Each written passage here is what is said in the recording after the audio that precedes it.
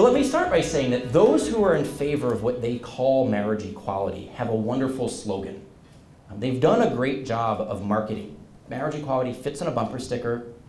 You can put up a red equal sign on your Facebook or on your Twitter account, but it's utterly vacuous. It means nothing.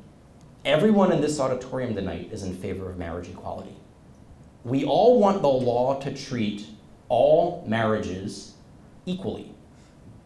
What we have a disagreement about is what sort of consenting adult relationship is a marriage. So the reason we titled our Harvard article, the reason we titled our book, What is Marriage?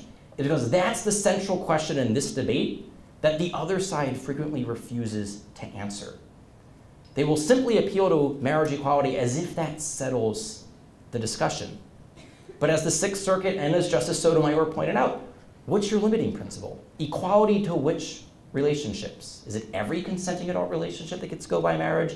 If not, why not? What's your vision of marriage? So when we started doing research for our article and then for the book, we just started reading through what the leading advocates of redefining marriage were saying in their own voice. And what we saw was that their vision of marriage viewed marriage as mainly about an intense emotional relationship with caregiving and with an option of raising children.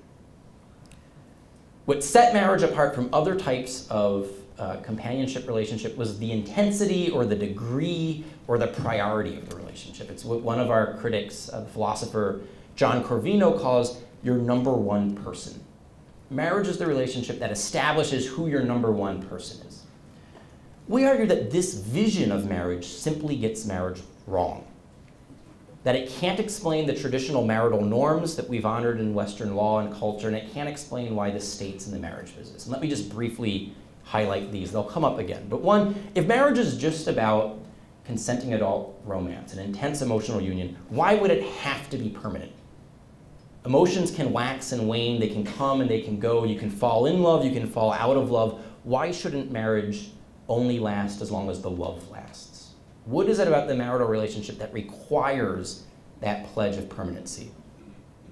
Marriage is primarily about a consenting adult, a romantic union with caregiving. Why is it sexually exclusive? Some people may find that their romantic unions are enhanced by having the freedom to seek out sexual fulfillment with other people. And so why would marriage require sexual exclusivity if it's primarily an emotional, romantic union?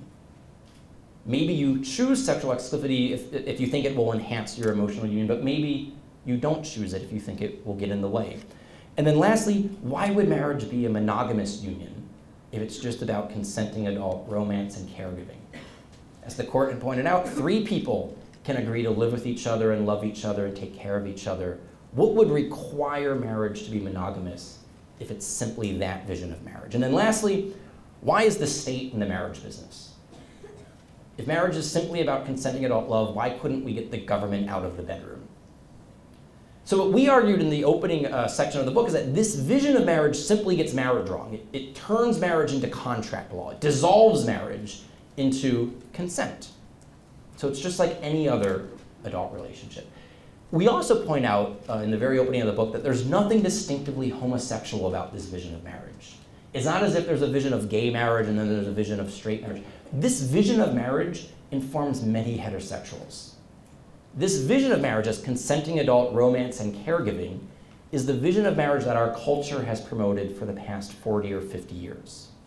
This is the vision of marriage that comes out of the sexual revolution. This is the vision of marriage that gave rise to the hookup culture and out-of-wedlock childbearing and the increase of divorce and no-fault divorce, the epidemic of pornography. Go through a list.